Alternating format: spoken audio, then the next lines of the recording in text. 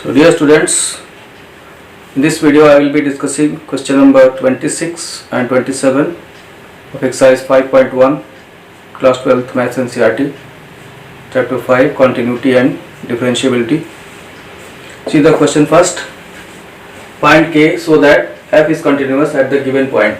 Function यहाँ पे दिया हुआ आपको, ये फंक्शन एक पीस वाइज डिफाइंड फंक्शन है. अगर x की वैल्यू π/2 नहीं है तो f(x) की value k cos x upon pi minus 2/x के बराबर है.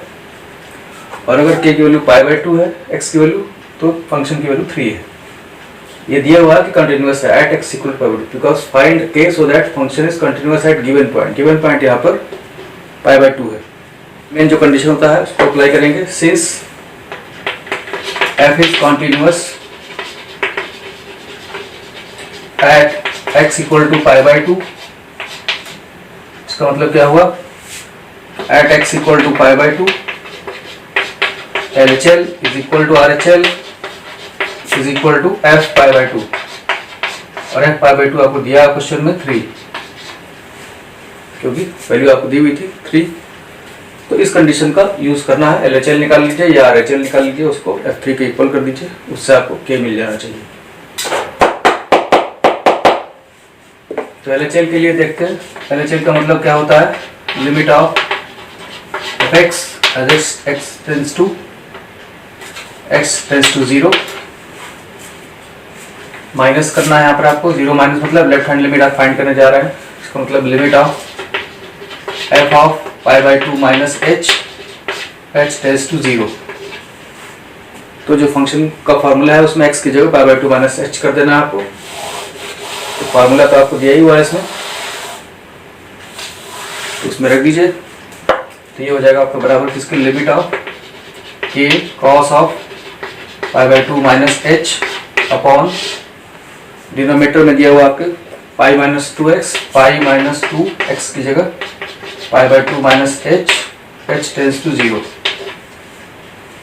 ये हो गया आपका जो फंक्शन था, वहाँ जहाँ x था वहाँ पे π/2 माइनस h कर दिया. लिमिट आपके h टेंड्स टू 0 पे निकालनी है आपको. और यहाँ ध्यान दीजिए k कांस्टेंट है आपका, k बाहर हो जाएगा. लिमिट यहाँ ये पाई माइनस पाई ये कैंसिल हो जाएगा आपका. cos π/2 minus h sine h हो जाएगा, क्योंकि cos 90 माइनस थीटा आपका साइन थीटा होता है. और नीचे आपका बचा क्या है, 2h बचा. h को यहाँ लीजिए, 2 बाहर ले सकते हैं, h टेंड्स टू 0. अब ये आपका स्टैंडर्ड लिमिट है, limit of sine h upon h as h tends to 0, इसलिए लिमिट आपकी 1 हो जाएगी. ये आपका आ गया k/2 into 1 that is k/2. ये आ गया आपका LHL की वैल्यू k/2. अब एक बार दोबारा देख लीजिए, LHL कैसे डिफाइंड होता है, limit of f(x) as x tends to, यहाँ 0 माइनस नहीं होगा, π/2 माइनस होगा. जो पॉइंट होता है वो होना चाहिए यहाँ पे π/2 माइनस. इसका मतलब x की जगह π/2 माइनस h लिखिए, h टेंड्स टू 0 करिए. राइट हैंड लिमिट भी ले सकते थे यहाँ पर. राइट हैंड लिमिट लेते तो π/2 प्लस h होता है, यहाँ पे π/2 प्लस होता. अब तब हर जगह π/2 प्लस होता है, उसमें भी आपकी वही वैल्यू आती है. कोई एक लेना है आपको. अब आपको ये मिल गया कि LHL की वैल्यू k/2 आ गई. LHL is equal to f π/2 और f π/2 आपको 3 दिया हुआ है. Therefore k/2 is equal to 3 और k इक्वल टू 6. k की वैल्यू 6 आ गई. RHL निकालेंगे वो भी k/2 आएगा, उसको भी यहाँ दिखा दे रहा. RHL निकालते तो भी ऐसे आ सकता था. RHL आप निकालेंगे तो क्या चेंज हो जाएगा, limit of f(x) x tends to π/2 plus ये होगा, इसको लिख देंगे limit of h tends to 0 f of π/2 plus h. अब जो फॉर्मूला है उसमें x की जगह π/2 प्लस h रखेंगे आप. Limit of k cos π/2 plus h upon x minus 2 times π/2 plus h tends to 0. π/2 plus h क्या होगा, cos 90 plus theta minus sine theta होता है. तो ये हो जाएगा k बाहर ले लीजिए आप, ये भी पाई कैंसिल हो जाएगा आपका. ये माइनस 2h आ जाएगा, तो माइनस 2 को ही बाहर ले लीजिए आप. यहाँ क्या बचा, limit of minus sine h upon h. अब आप देख सकते हैं यहाँ पे ये माइनस है, ये माइनस है, दोनों माइनस आपका कैंसिल हो जाएगा. h टेंड्स टू 0 पे लिमिट निकालनी है आपको. ये लिमिट आपकी फिर से वही आ जाएगी, स्टैंडर्ड लिमिट है. ये फाइनली वैल्यू आपकी आ गई k/2।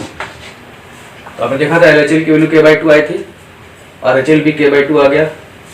तो इसी तरीके से RHL को भी आप f/2 के इक्वल करके सेम वही वैल्यू मिलेगी। तो इस तरह से कैसे आपको कोई भी एक निकालना है, उसको दो निकालने की जरूरत नहीं है, मेनली आप LHL निकालिए चाहे RHL निकालिए। मेथड ये है, RHL में π/2 प्लस h करना है h → 0 पे, और LHL में π/2 माइनस h करना था। थोड़ा सा चेंज हो रहा है यहाँ पे वैल्यू, देखिए ऊपर माइनस हो रहा है तो नीचे भी माइनस हो जा रहा है, इसलिए दोनों कैंसिल होकर वैल्यू आपकी सेम आएगी। तो ये हो गया क्वेश्चन नंबर 26। देखिए ये भी एक फंक्शन दिया हुआ आपको, f(x) is equal to kx square into x square, x is less than or equal to, if x is less than or equal to 2, और इसकी वैल्यू है 3, if x is equal to, if x is greater than 2, तो at x equal to 2, मतलब f जो है आपका इस point पर, तो ये फंक्शन दिया हुआ आपको, f x जो है x less than equal to 2 के लिए ये फार्मूला है, ग्रेटर देन 2 के लिए ये फार्मूला है। इस तरह से आपको फंक्शन दिया हुआ कि कंटिन्यूअस है x इक्वल टू 2।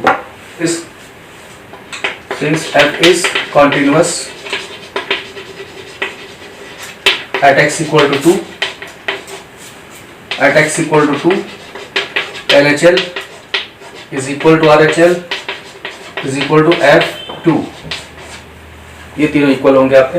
अब इसमें से कोई भी एक निकाल लीजिए आप, जैसे LHL RHL तो कोई भी एक निकाल सकते हैं आप।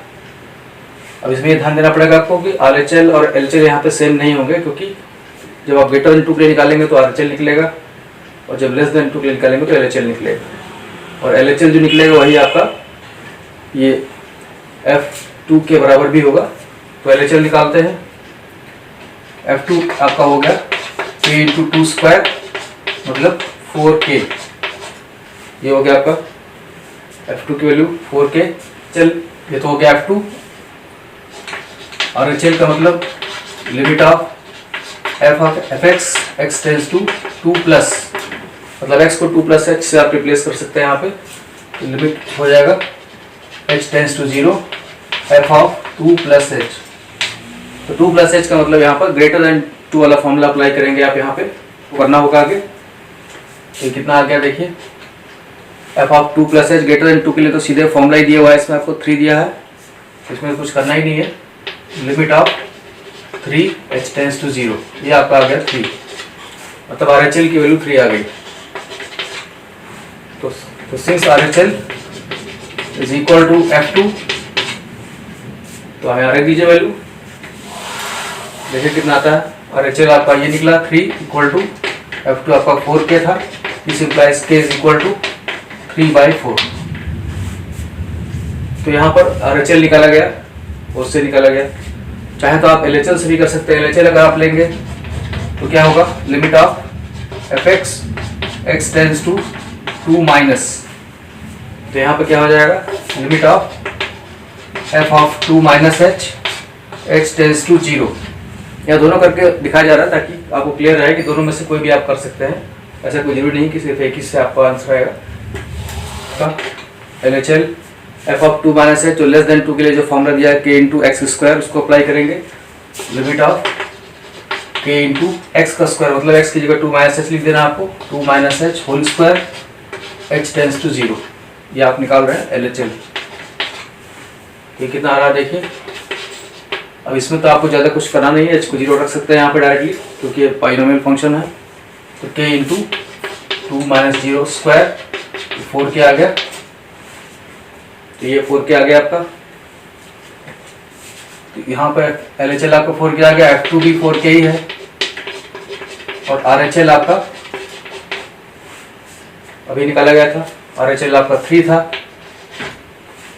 तो ये ध्यान देना है आपको कि जो RHL है और f2 की वैल्यू और LHL की वैल्यू दोनों सेम है, आपको इससे आपको कुछ अलग नहीं मिलेगा। इन दोनों कंपेयर करेंगे तो कुछ आपको वैल्यू यहाँ से नहीं मिलेगी, मतलब f2 और LHL तो दोनों सेम ही है, तो उससे आपको कुछ वैल्यू मिलेगी नहीं k की वैल्यू। इसलिए मेनली आपको क्या करना चाहिए कि RHL को कंपेयर करना चाहिए f2 से या RHL को LHL से, तो आपको मिलेगा। ये के की वैल्यू मिल जाएगी, जैसे यहाँ पर आपने किया कि इन दोनों में से कुछ, तो आप यही करना पड़ेगा आपको, या तो RHL इक्वल टू F2 करिए या RHL इक्वल टू LHL करिए।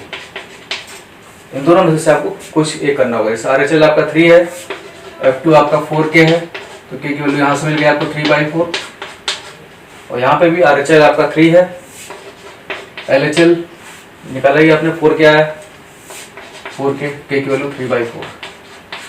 तो ये ध्यान देना इसमें आपको कि F2 और LHL दोनों सेम है, इनको इक्वेट करने से आपको वैल्यू K की नहीं मिलेगी, इसलिए आपको इक्वेट करना है तो RHL को F2 के इक्वल करिए या RHL को LHL के इक्वल करिए, इससे आपको K की वैल्यू मिल जाएगी। इस तरह से इस टाइप के क्वेश्चंस को करना है। So that's all in this video.